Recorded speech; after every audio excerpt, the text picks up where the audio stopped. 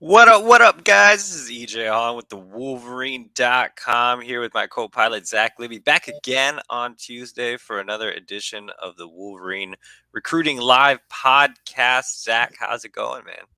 Good man, another week, another week of Harbaugh drama. So let's get into it. Yes, definitely. And looks like Zach's listening to some Backstreet Boys there, getting pumped up to talk about Harbaugh and everything going on. Remember, this is the recruiting podcast. I have my Wednesday show tomorrow where I answer all your questions. We are only taking super chats today. We do have a structured show where we're going to talk about Jadyn Davis, the latest happenings with him. Elite defensive lineman Justin Scott naming Michigan in his top group, and elite running back Jordan Marshall set to visit this weekend. But we already have a super chat, and it comes from Shane Johnson. I see that our producer Hutch still has not installed a horn or any type of siren or anything. So disappointing, Hutch. But anyway, let's get to the question. Oh, there we go. There we go. We have a Ric Flair gift coming up. So Shane Johnson with the $5 super chat. Big shout out to Shane Johnson. If anybody else wants to get a super chat in, hit the donate button. That goes directly to our travel budget, allows us to get out on the road and see recruits across the country and bring you guys the latest news. So Shane Johnson says, Happy New Year, EJ. No love for you, Zach. Can you confirm that Jordan Marshall is visiting this weekend? He is a must sign in the 2024 running back room. And would you rather have JD in 24 or Underwood in 25? So we are going to talk about Jordan Marshall later in the show. Zach was the first to report that Marshall would be making an unofficial visit this weekend, so we can confirm that. We'll save our thoughts for later in this show. As far as the second question, I feel like I stole your thunder, Zach, since you were the man behind the Marshall report. Why don't you take a stab at this question first? Would you rather have Jadyn Davis in 24 or Bryce Underwood in 25? I mean, I'll go with third option with both, but if we had to choose, I'm gonna go with Underwood. I mean, better athlete, higher ceiling, more physically sound as a dual threat, and has a chance to be a top draft pick in the NFL. So I don't really think there's a debate with that question, to be honest. I'll play a little devil's advocate, and I will say that Bryce Underwood is the better recruit, but I'm going to say I'd rather have Jadyn Davis in 2024 because Michigan has now gone back to back cycles with project type quarterbacks. You had Jaden Denegal a couple years ago, along with Alex Orgy, and then you had Kendrick Bell this last cycle. If you miss on Jadyn Davis and take another project quarterback, that's back to back to back recruiting cycles with no real quarterback, which is terrible at the most important position in football. So having to wait till 25 with Bryce Underwood, that's a huge between landing JJ McCarthy and Bryce Underwood. So I think they need to land an elite level quarterback this cycle, whether it's Jadyn Davis or somebody else, because if not, you're gonna have to be, exploring the portal, seeing what options are there. And it'll just be kind of a mess. So that's the argument I would take in terms of why I'd rather have Jadyn Davis in 24. But in terms of who's the better recruit, I would say that Bryce Underwood is the better recruit. So I would agree with Zach on that end. If anybody else wants to hop in with a super chat, make sure to make that happen by clicking the donate button. Again, that goes directly to us and helps us with our travel budget. Only super chats on this show. Tomorrow is the regular EJ live show recruiting chat that Zach is not welcome to. So it's only exclusive for you guys. But let's go ahead and talk about Jadyn Davis, Zach. That's going to be our first topic today. Is the latest with him. So he has not committed to, well, he hasn't committed anywhere, but he hasn't committed to setting a firm decision date. And so if you remember, Jadyn Davis originally said he wanted to make a decision in December. For those of you that live under a rock, Davis is a top 100 quarterback, the nation's number 2 overall quarterback, actually, according to the On3 consensus out of Powerhouse Charlotte, Providence Day, the only active quarterback on Michigan's recruiting board. But Davis has balked at a decision timeline. Again, said December. December has passed. Said that January could be a possibility, But our national analyst, Jeremy Johnson, caught up with him in San Antonio during the All American Bowl festivities. And Davis said on the record that every time he thinks about setting a date, he decides to push things back. So we have no firm date. When you saw those quotes from Davis just saying that every time he has a date, he pushes things back, what was your initial reaction to that, Zach? I think it tied to the Harbaugh drama a little bit. I mean, my first thought was if this deja vu with Harbaugh that we saw last year with this year never transpired these past couple of weeks, then I really don't think we'd be hearing about Davis being close to committing, backing out, then close to committing, then backing out again. Like instead, you'd think that Davis would at least have a better idea of a commitment date or even having a commitment date being announced by now. I guess if Davis does go elsewhere, then a little bit or a lot of the blame can be put on this Harbaugh leaving rumors. Like people say all the time that recruits need to commit to a school and not the head coach, but it's just dumb to not have the head coach play a factor in that decision. Like I think if you look at other schools in contention for Davis, the one thing that they have in common is the fact that coaches there aren't leaving anytime soon. Like, do you really think Dabo Sweeney at Clemson's leaving? Do you think Josh Heupel is leaving Tennessee after the season that he had?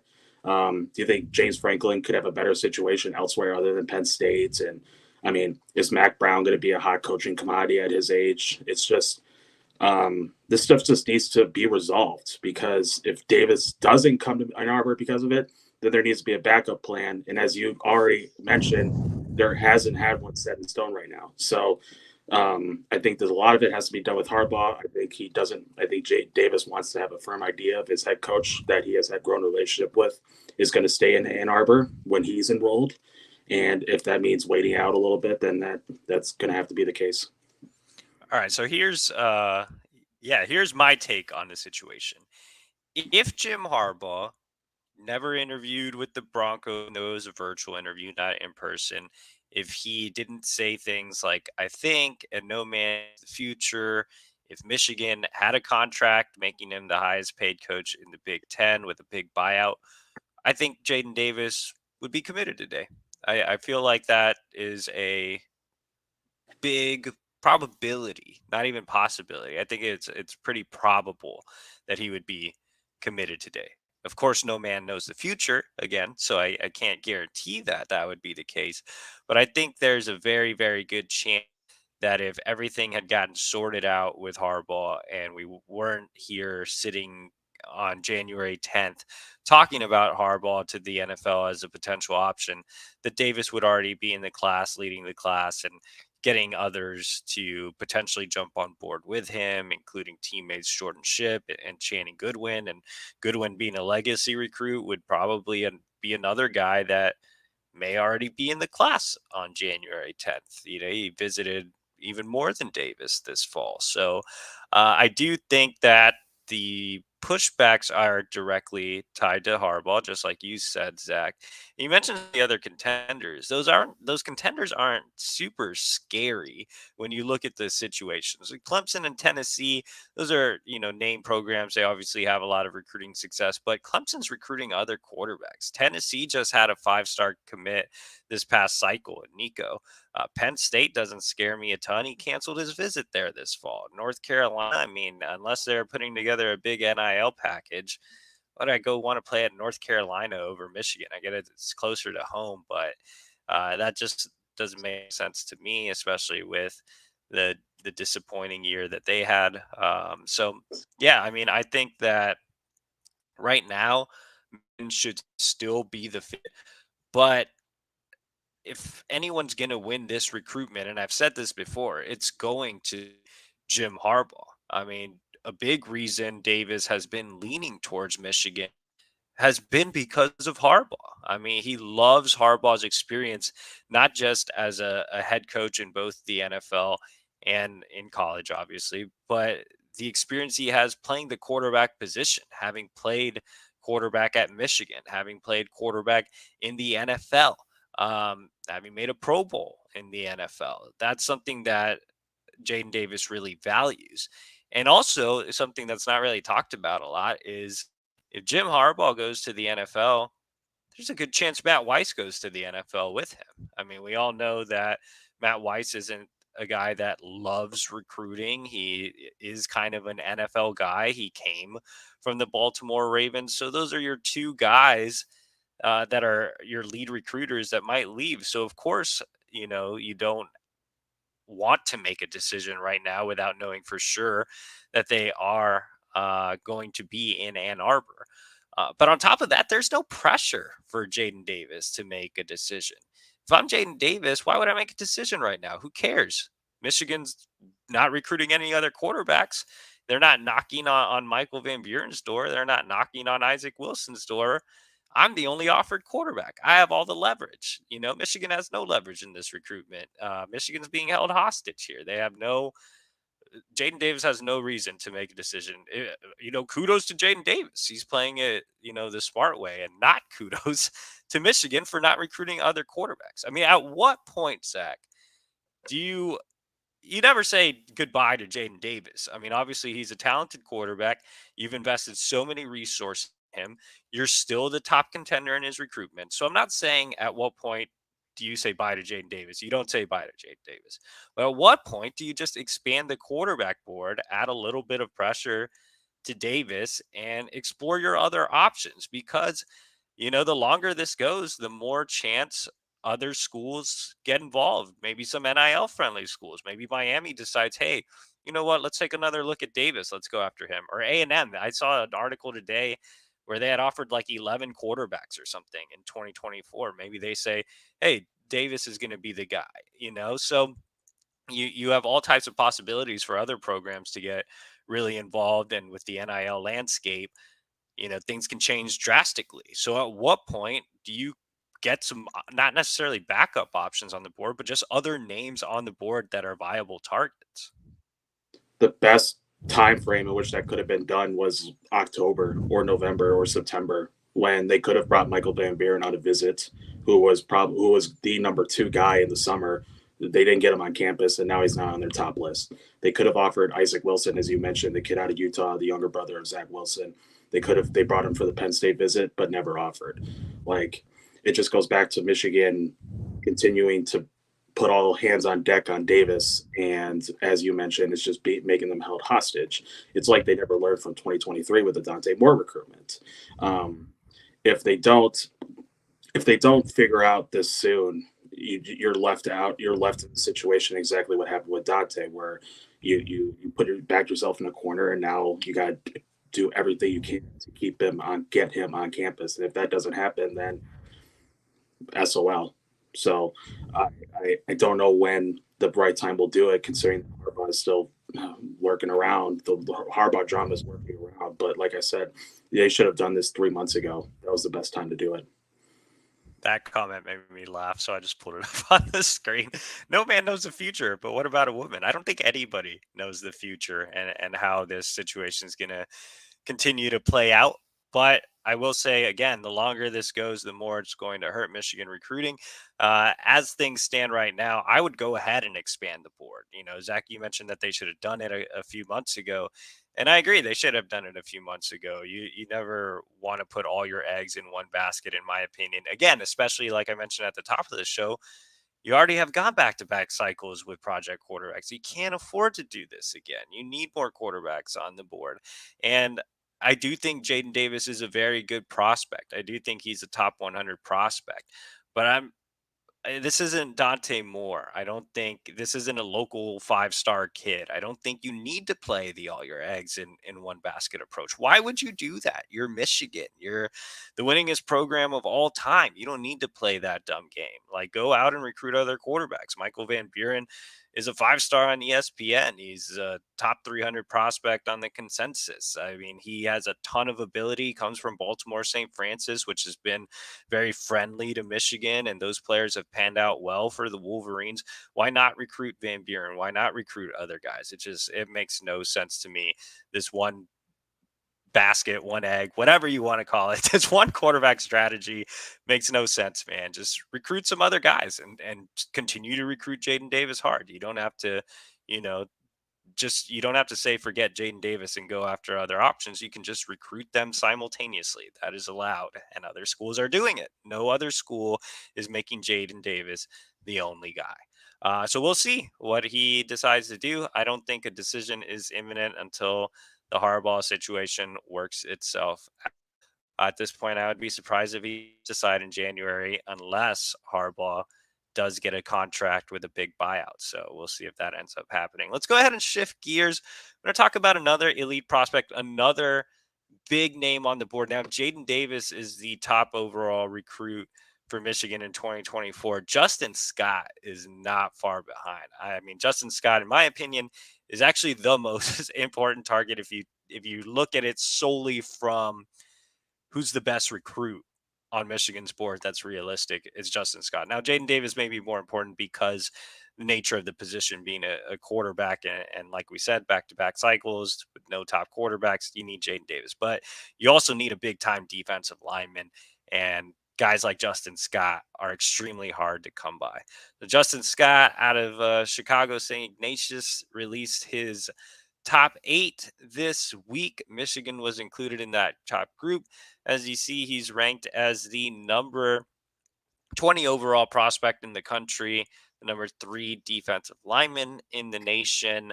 He's listed as a consensus 4-star, but usually like the top 32 players are 5 stars. So I think Justin Scott will be a 5-star.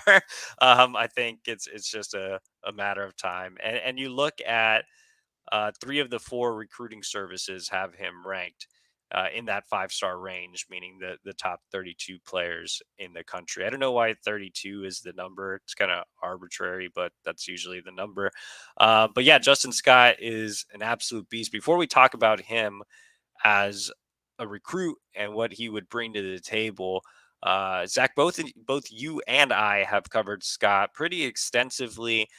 Where do you think Michigan sits among that top 8? You mentioned he's your second most important. He's my third important. So I mean, 2 and 3, it's pretty much similar. Like this is a must land for Michigan. But I mean, for Michigan to make Scott's top list of 8 favorites was the right step after hosting him for his debut visit in the fall against Michigan State. I know he's told you, he's told me, like academics, proximity to home, and obviously his communication with both Mike Elston and Sharon Moore are big deals for him and his family. I think the distance factor is going to be big because he's so close with like his mom and everything. I also know, we know that Scott also visited Ohio State, USC, Oregon for a game no, USC, Oregon, yeah, in Miami for a game last fall, and has been on Notre Dame's campus several times. I mean, just because of how close it is to his home. Colorado is another one of his favorites. It's the newest offer, but the Deion Sanders effect is going to last for every recruit as long as Prime stays in Boulder. If Scott wants to be committed before his senior year, then Michigan has to get him up to Ann Arbor at least once before official visits begin in the late spring. I mean, the Michigan State game visit was great because it was months in the making, and Michigan tried relentlessly to get him up for an unofficial, like in the last spring, and then even for like the barbecue at the big house, it just didn't happen. So it's great to just get that first one in still. But if they want to earn that official visit, then it has to be a date before or after that February dead period for him to bring him on campus. Like even if it's for a day, because for how much success Michigan has had recruiting Chicago, its suburbs, and like the area around it, like it just losing out on that best player and that come out of the area in I don't know 8 years, like it would just be very disappointing, especially given too of how much success Elston in particular and Sean Newell last year have had with their defensive line. So it just makes sense from a scheme standpoint. And as a player, he's just the most dominating recruit in the 2024 class across all positions. So in terms of just must lands, like this is the third highest important guy behind Jane and Jordan Marshall. Definitely. So, actually, I've been covering recruiting for more than a decade now, and Matt Carmotti has educated me and told me that based on NFL first round spots is how they rank 5-star recruits. I never really dawned on me that that's the reason, but I guess it makes sense, and I'm just dumb. But yeah, okay. I mean, to me, this is completely off topic, so I won't go too much on a tangent. But you're going to have more 5 stars in one cycle, then you'll have it another cycle. So I don't think setting it at 32 is very smart, but whatever. Either way, Justin Scott, in my opinion, is a 5 star. This is a kid that has only been playing football for about 3 years now. He didn't play in middle school. He didn't play growing up. He was actually a basketball kid and decided to try give football a try. And he's been a monster. Not only is Scott an elite level defensive line recruit, he's also an elite level offensive line recruit, which a lot of people don't know. He plays both ways for St. Ignatius. Alabama actually offered him as an offensive lineman. A reason being that basketball background, man. He's extremely athletic at 6'5", 315 pounds. He is a dancing bear, a literal definition of the term. So super athlete at that size, tremendous feet, and a guy that hasn't even reached his full power. I mean, once he gets in a college strength and conditioning program, I mean, this guy has the potential to be an absolute force. I think after a year, whether it's redshirting or playing sparingly, I think he's a guy that can just absolutely dominate in the interior of your defensive line. Whether you line him up as a three or you line him up as a nose, I think he's a guy that can be a game changer. He also has a lot of length at 6'5", so everything you want, that combination of length, athleticism, and the potential to be a really brute strength type of defensive lineman, makes him a 5 star in my opinion. Just seeing him live, he's extremely impressive. But in terms of where Michigan stands in his recruitment, Zach obviously gave you a little bit of a rundown.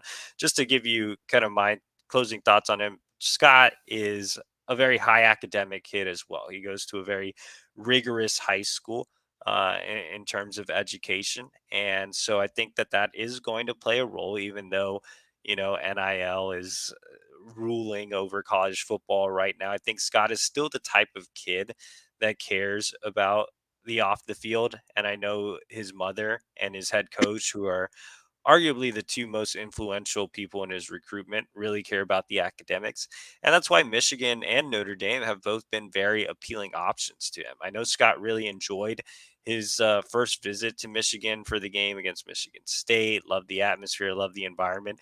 And I know he and his mother really loved learning about Michigan off the field. So I think that can give Michigan an advantage over a school like an Ohio State or a school like an Alabama. But at the same time, those schools are also going to be very aggressive with their NIL pitches. And I think Scott is pretty open. I don't think he's a guy that's really he whittled his list down to 8, but I think those 8 schools have pretty good chances. I mean, Scott's a very well calculated kid. He's very cerebral, and I think he's going to handle this process very professionally. So, but I think Michigan has as good of a chance as anybody. Obviously, with the academics, with it being closer to home, with Mike Elston's track record of development, with Michigan's track record of defensive linemen, I think the Wolverines have a great shot here. Of course, this is all dependent on Jim Harbaugh and the staff staying intact and stuff. So we'll see how that plays out. I kind of feel like Troy. He says he wants an omelet. I want an omelet as well.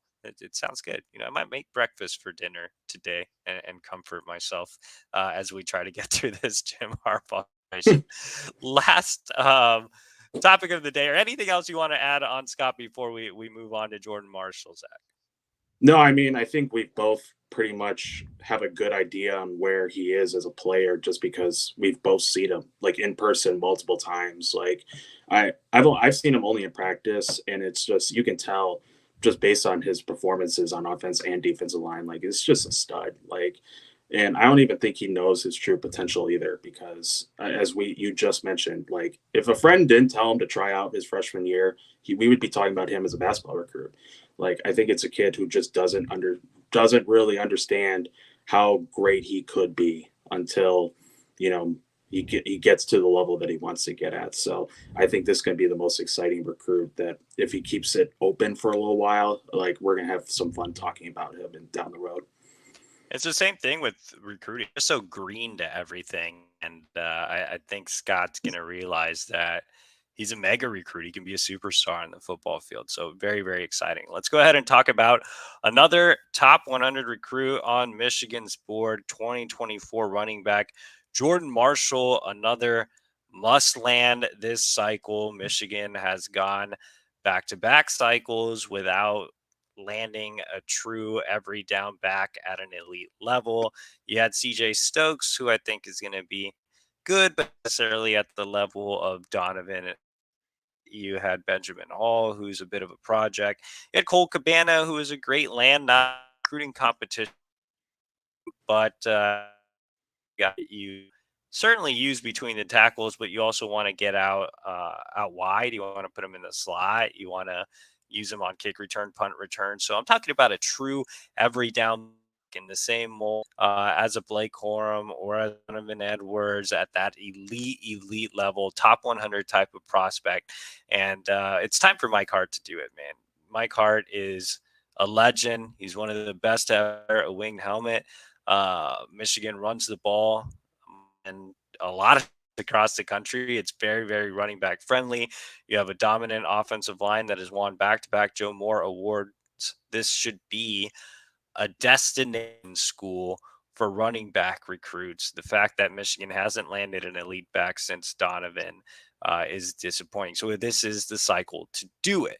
Go ahead and talk about Jordan Marshall. Now, Zach, you were the one who broke the Marshall news. You have been all over this recruitment. You saw him all for a game. Talk a little bit about where Michigan is going into it and what can do on the visit to help themselves in this recruitment. Yeah, so it's interesting to know that like of the running backs ranked in the top 10 for 2024, according to On3, only Marshall and Longview, Texas native Taylor Tatum, who you've been talking to, have only been the 10 of the two of the 10 who have reported trending interest in Michigan. I mean, obviously there's going to be more offers or they could circle back to the other guys, but for only Marshall and now Tatum, who just recently got offered 3 days before Christmas, like this means either or have to be part of the class by next February. Like there is no excuse for Michigan to not sign a nationally regarded running back every cycle. Similar to Donovan Edwards, I mean, much to the extent of Cole Cabana his ranking, and then Blake Corum too, because he was a top 100, top 150 player. For the type of running back that Marshall is too, like in particular, he would absolutely thrive in Michigan's pro style system under Mike Hart, who's already built a close relationship with Marshall and his entire family throughout the years. Like I was down there and saw him in person, like Marshall was saying that Hart texts him like almost every day. They'll even go as far as like Hart will give him like helpful advice on how to be a better running back. He talks to his parents quite often, so it's a family type relationship. You also have to add Steve Klinksdale into the fold too because of that Ohio connection. So it's really been like a tag team of sorts. But yeah, I was at Marshall's playoff game in November, so I got to see him rush for over 160 yards and 2 touchdowns in the first half alone. Like think about that, like 24 minutes of gameplay and had that type of stats is just insane. He's 5'11", 195 pounds. He runs so much more powerful than his frame, I believe. Well-defined lower half, a north-south attitude when the ball's in his hands. You can also flex him out to the wide receiver spot, whether it be outside or slot, and he can run routes with ease, and he has a good catch radius. He has the motor to get to the second and third levels and loves lowering the shoulder. Like he was playing a Lakota West team who all four of the secondary are Power 5 recruits. So to total those stats against kids with multiple Power 5 offers, it's just, when you think about it, it's just like, how good could this kid be? When it comes to the visit this weekend, as you've already mentioned, like he's going to be on campus for the third time since the spring. It's not really shocking that Marshall is still expected to show up despite the Harbaugh whirlwind, just because of his connection to Hart and Klinksdale, as well as just, his liking for Michigan emphasizing the run game on offense, the atmosphere that he really enjoyed on campus when he was watching the Michigan State game, and just like the academic opportunities. Like this is a really smart kid, really high character off the field, and he wants to be like that pillar of the community, which is nice. He has mentioned too that he's going to drop a top list after his visits this month. After Michigan, he's going to go to Wisconsin the following weekend, and then Tennessee next weekend. So after that, he's going to drop like a top list, whether it's 4, 5, 6, like it's in that range. I fully expect Michigan to land in that top group, meaning that Michigan's probably going to get an official visit in the spring. That's probably going to be the idea. If you want to talk about others that are going to make the group, Ohio State, who hosted them for the game back in November. Tennessee, who also hosted them for a fall game day visit. Penn State did as well. You got others like Wisconsin, Cincinnati, Notre Dame, who've also hosted them unofficially this past year. But the aforementioned four, Michigan, Ohio State, Tennessee, Penn State, those are probably going to be the core groups, the core schools that are going to be in the running for Marshall. I think I don't want to sound like a broken record, but I think as long as Jim Harbaugh stays on this team and keeps his staff and Mike Hart with Clingsdale and everyone, Michigan will still have a good chance. And I think if they just keep pressing forward the notion that he could be the next great running back to come out of that school, then it's just going to appease him even more as the months continue. So, as to conclude, is the third top target in the class, and this is a must land for sure. Definitely. You mentioned Taylor Tatum. I'm a big Tatum fan. I think Tatum might be ranked slightly higher than Marshall, but at the same time, Tatum's going to be a tougher pool. He's never visited. He's from the state, which has an embarrassing regional programs after him with some big names. But Marshall has visited Michigan 3 times. He's a Midwest kid. He already has a pre-existing relationship with Hart, unlike Tatum, who, like you said, was just offered around Christmas time. You also have Steve Klingscale, like you said, who has strong ties around the state of Ohio. So Marshall just makes a little more sense than Tatum right now. And just watching his highlights, he's extremely impressive. He would be a great system fit for Michigan. I will say that the school that worries me the most here is Ohio State. Obviously, being an Ohio kid, I have seen that Ohio State is making him a priority, but not necessarily the priority. So I think Michigan really needs to sell Marshall this weekend on being the guy, wanting to get him on board early, being the number one target on that Michigan running back board. And again, selling that Michigan's a destination school for running backs. You've seen the production. You have Mike Hart's track record and resume. Like, there should be no shortage of selling points to Jordan Marshall on the visit this weekend. Absolutely critical trip to Ann Arbor. The big hope, obviously, is that we have more clarity on the Jim Harbaugh situation. If that does not have clarity, then I think it puts Michigan behind a little bit here with Marshall in terms of what they could do on the visit. But we'll just see how that part plays out. But obviously, a big positive getting Jordan Marshall on campus. Again, you need, like you said, only two of the top 10 running backs in the country seem to have Michigan high on their list. So landing Jordan Marshall is an absolute must for sure. I mean, the guys we covered today, Jadyn Davis, Justin Scott, Jordan Marshall, all in that must land category. All three have the potential to be absolute difference makers in the Michigan program in the future. So that's going to be our show today, guys. As always, I'll be back with my Wednesday show tomorrow. Make sure to join at 7 Eastern and ask me anything you guys want. It'll always be a fun time. Like this video and subscribe to the Wolverine YouTube channel. That is completely free. The like helps with the algorithm. And also, if you have not signed up for the Wolverine.com, you can subscribe today for just $29.99 until August 31st of 2023. That gets you more premium insider recruiting information, as well as team information, NIL, transfer portal, basketball recruiting, etc. And you part of a great message board community over on the Fort. So join now. No better time to join than during this Jim Harbaugh saga.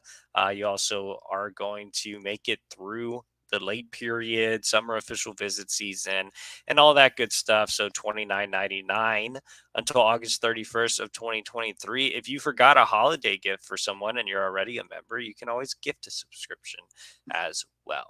All right, guys, thanks for joining us tonight. Those that have come in late, sorry you missed our show, but you can watch the replay. Just hit the little live on the YouTube channel and you can watch the replay. Or if you watched it want to listen to us again because we have beautiful voices, then you can do that as well. All right, guys, have a great Tuesday. Enjoy some tacos.